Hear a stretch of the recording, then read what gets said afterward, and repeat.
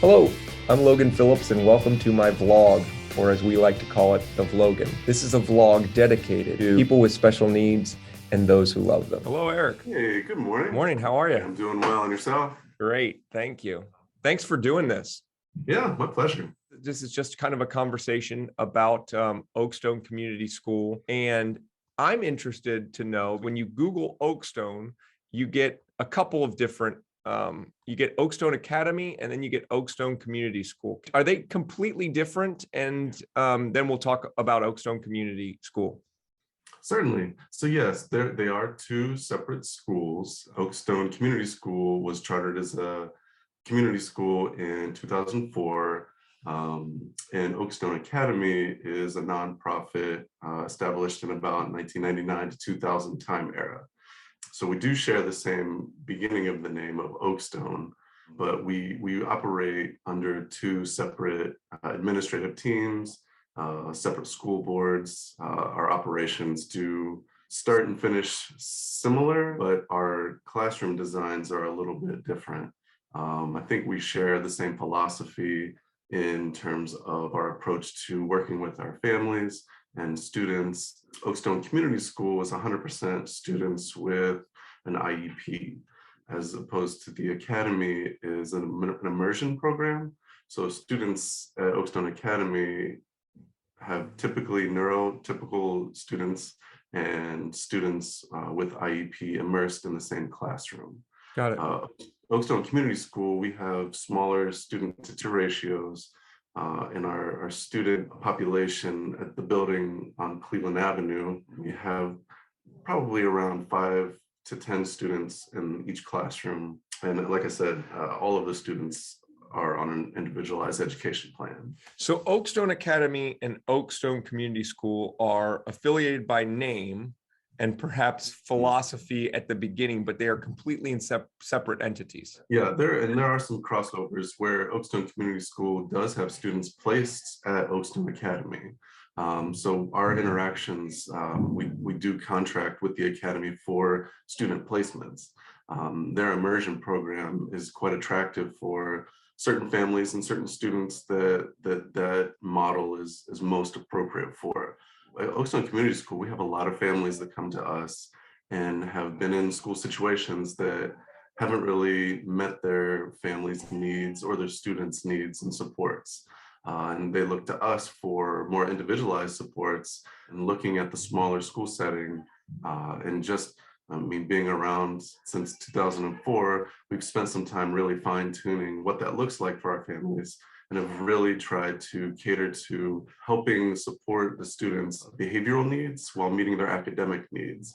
I think that's one thing that Oakstone Community School has really spent a lot of time on our administrative team is creating a school environment that's not just a place to go to help support behaviors and to learn how to be independent. We really focus on academics.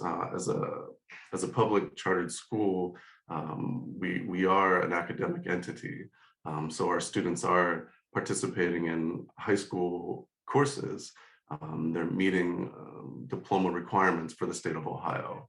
Got it. And our oversight with the Educational Service Center of Central Ohio, we do a lot of coordinating and working really to meet our individual academic needs, as well as supporting our students socially, and kind of reaching into the homes and finding common practices that work at school to help parents implement at home, so that we can kind of have a wraparound service of continuous support for social success, not just at school, but in the home life. And the next step would be out in the community. I mean, we really want our students to step out of their comfort zone and really branch out into socializing in the community with adults, and figuring out how to navigate that process in a safe environment, so that when they exit school and it's really a time that they're meeting with just strangers and their parents are the only people guiding them and any agencies that they interact with, that they at least have some good tools in their toolbox to be able to figure out how to navigate social situations that may not be comfortable for them. So Eric, you are the director of special education, Mhm. and before you were the principal at Oakstone Community School. Can you talk about what your role is in both, and then what you're doing Sure. now? Yeah, so I originally, coming out of the classroom, I started off as an educator at Oakstone, and taught for several years here. So that was kind of my foundation with Oakstone, and my passion was working with our students and their families. And I just kind of started to walk through the path of communicating a lot with families and parents and coordinating with other teachers on great ideas, and just kind of bridging everything that a school would need to have successful communication, and kind of led me into leadership. Really just had a passion for sharing great ideas and finding strategies that were successful, and helping other teachers share those ideas, and really building part of our community. And with that, it just kind of led me into leadership here with being a principal, and coordinating with individualized education plans, and contacting parents, and making sure that we're all on the same page with present levels for academics. I mean, that was really where my passion was, is and still is with the kids, and how we can help where a student is move up to the next level, whether it's socially or academically, or making a friend. I mean, the most priceless moments are those social expansions that our students have when they may not have the tools and skills to improve their social interactions, and to have them make a friend that goes outside of the school's scope.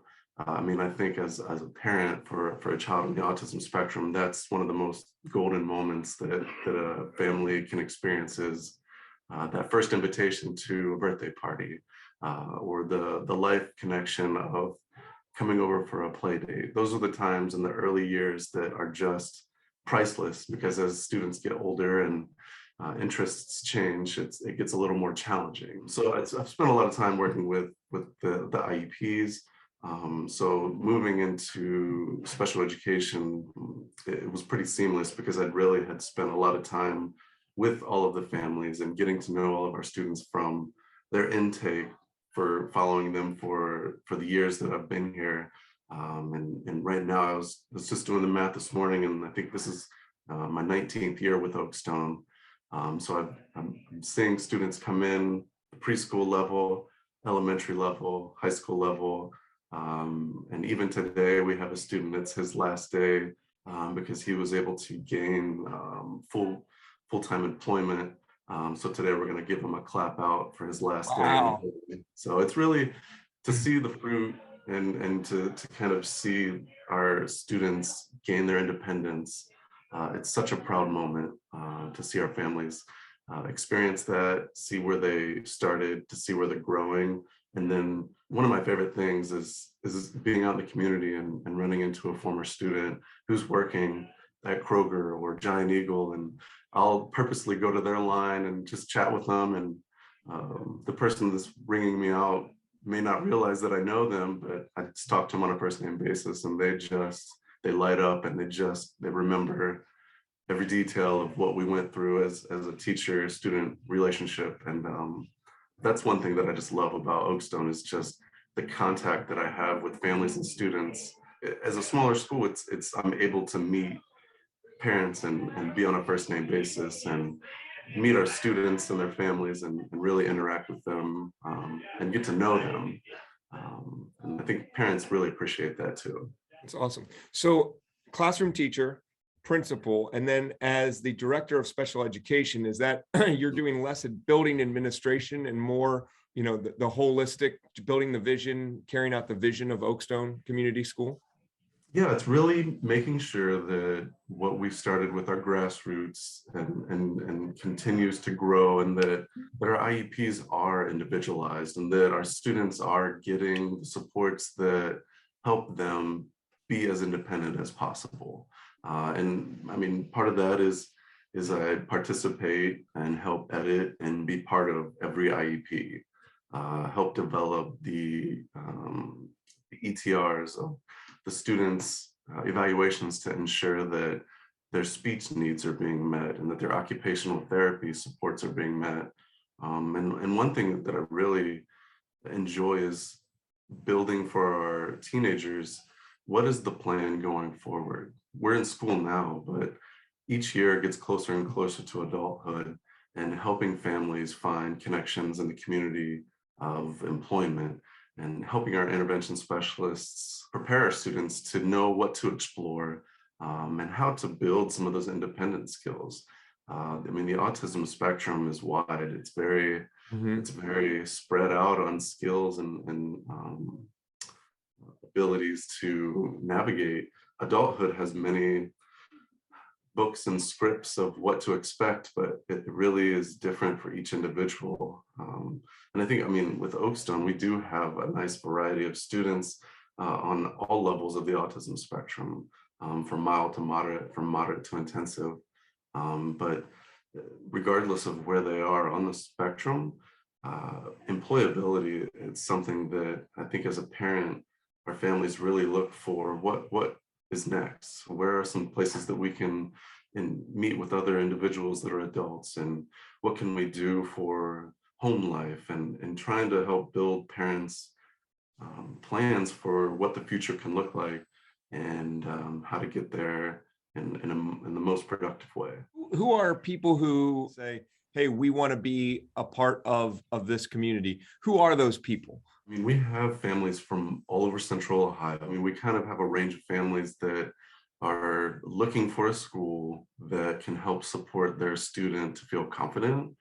We get a lot of families at the community school who are in the 5th to 6th grade range who have just felt exhausted in trying to navigate the social norms of their home district, and are looking for a smaller school setting that can help build the confidence back up of their student and help their student navigate the social challenges of being a preteen, and learning what's acceptable and what's more challenging in the social life, while still maintaining an academic foundation. And I think that's one thing that our teachers have really spent a lot of time dissecting the content standards and finding students' present levels, and statistically building growth one year to the next.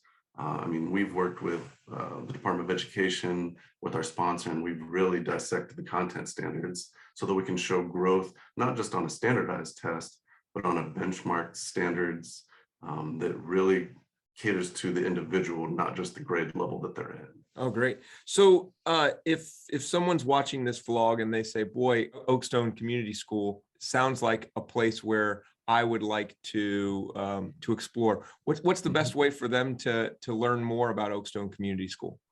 Yeah, they can just navigate, I mean, and typing in a search browser of Oakstone Community School. We have our own website that kind of describes our philosophy, some pictures of our staff, and it just has some getting to know you information just about the foundations of our school. We do have intake that we kind of get started on during the springtime, and as we're evaluating this year's graduating class and looking at any students that are planning to move out. We look at any vacancies of student placements that we can offer for the upcoming school year. We start to meet with families who are interested. Once they call and contact us, we kind of reach back out to them and talk about our program and see if it's something that they're interested in knowing more about. We invite them in to kind of view the school, talk about what our program has to offer, talk about some of the history of where we've been and where our students have gone. And we kind of move forward with families that have an interest. This is about the time of year that we get a lot of interest in January to February. Is there a capped attendance number of students that Oakstone Community School can support? I wouldn't say there's a capped amount. I think it's really based on the classroom availability that we have presently. So I think, I mean, we may have 100 people who are interested, but to have 100 students join, we would have to have the appropriate amount of staff, supports, and individuals in place to help our students have that very concentrated programming. So really, I think when we're looking at student rosters and placements for the future, we look at our current classrooms and our current staffing and ensure that we have the appropriate staff to be able to support that many students. And as we're interviewing families and families are interviewing us, we take that in consideration to make sure that we would be able to support the student in the most appropriate way that would meet their individualized education plan, and help them Wow. be successful. Oh, that's really neat. So it's not just about the numbers, it's about the right number and Right, right. the ability for you guys to do the job that you want to do for that student. Mhm, Um, mhm. so Yeah. tell me, is there tuition for Oakstone Community School, and how do families meet that tuition? Sure. So Oakstone Community School is a public school, so there's not a tuition to attend the Oakstone Community School program, Wow. similar to what your neighborhood school would be in terms of a tuition where we don't have a cost to attend, being that we're a public entity. Great. I think that's big news because I think that a Yeah. lot of people assume when they hear of a school that is for students with IEPs and particularly Mhm. students with autism spectrum disorder, they Yeah. think tuition or autism scholarship, but that's not the Right, case. right. Yeah, yeah. So yeah, there are some other programs in Central Ohio that do accept autism scholarship as their primary funding source. And with Oakstone Community School as a public school, those funding sources are equal. So we wouldn't process the scholarship because we are a public school. Got it. So Yeah. if someone's interested in this, is there a process then that they would talk with you and then do you handle the transition from if it's a community school that they're in? Is that how that works? You guys handle the process, the IEP shift, all of that kind of information? Yeah, so I mean, as we have new students that we intake, we always, as public schools are required, we review the current ETR, we review the current IEP, we look at the details listed in there, and then we adopt what we can, and then we'll rewrite specific details of that IEP once they enter the school, and we're able to get to know them, and we kind of cater the IEP to be as specific as we can to the program that we run. In terms of entering into the school and the enrollment process, I mean, it all starts with a phone call, an email. A lot of our families have been a friend of a friend who have contacted us, and they let us know they've got a cousin who is on the autism spectrum, and then that just kind of starts off, and or they have a sibling that they think that just got a diagnosis and they're looking for programs, and they kind of start with just an email or a phone call, and we start dialogue, and looking into our program, and at that time they're kind of exploring all the programs in Central Ohio. They're looking at what's in their neighborhood. For some families, it's quite a drive. Like I said, we have families that are driving 30 to 45 or more minutes to and from school.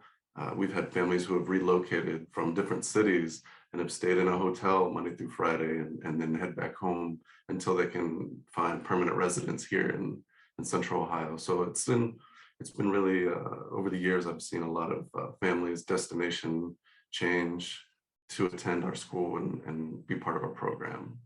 Eric, one of the things I think that makes Oakstone Community School unique is the fact that their director of special education, you, is a person, a parent of a child with special needs.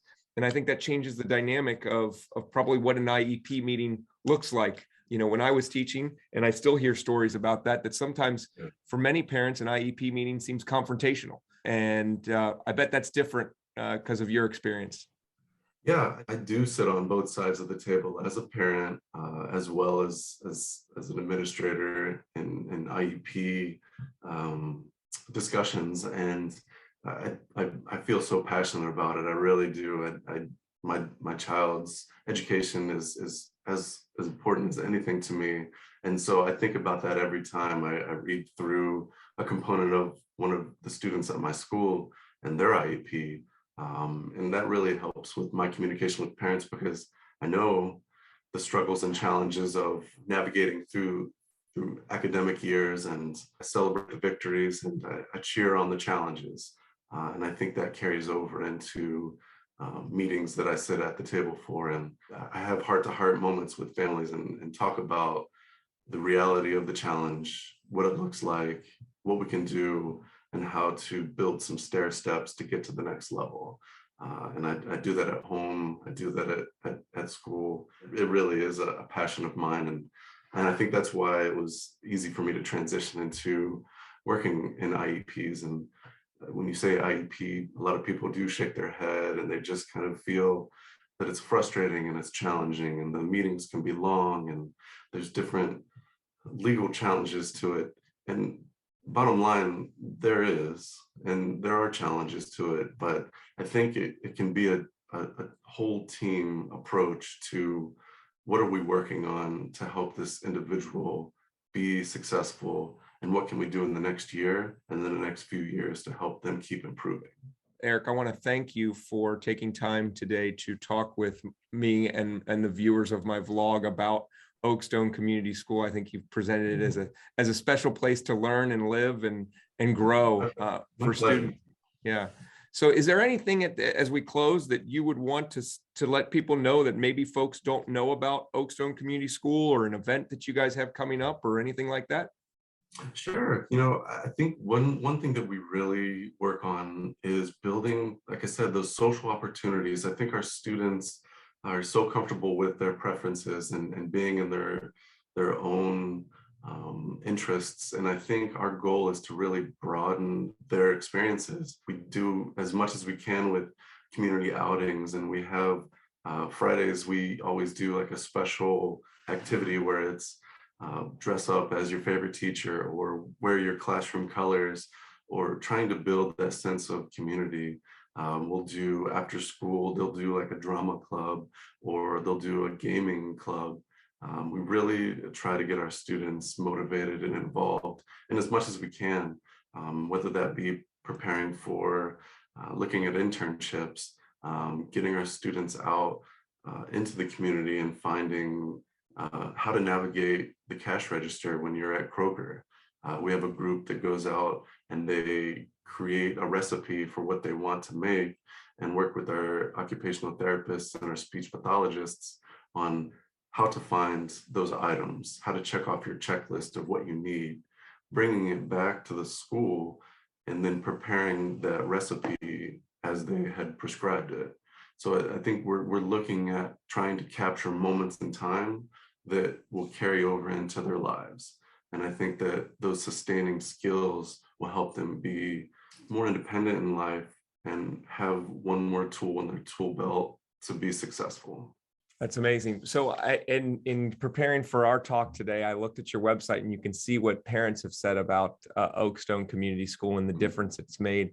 It sounds like it's a place that that because of the size and the number of students and the fact that it's not just come one, come all, it's come, let's see if we can help. And then, and if we're a good fit.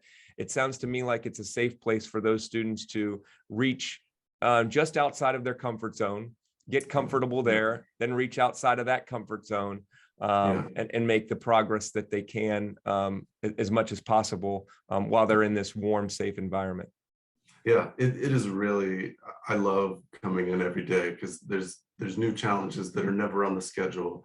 And I think navigating through those just, it's a driving force, and to all of our staff and to myself of what can we do to make a change in someone's life today, and hope that carries over into the next week and into the following month and into their future. And I've seen it happen in the short term and in the long term. And it's something that I've always been proud of. Like I said, when I see our students out in the community, I just celebrate their victories. And I always feel so proud for those moments to see them having the success that they do. So it's been a pleasure. That's amazing. Well, you can tell why the school is the way it is, because it's leadership through you. You can just tell the passion that you have. And so thank you for getting together today. And if people want to know more about Oakstone Community School, I know that we'll have some information following this recording so that they can learn more. Awesome. I hope you enjoyed this episode of VLOGAN. Please like, share, and subscribe to the RRPG channel so you can stay up to date with some of the latest news in the disability community.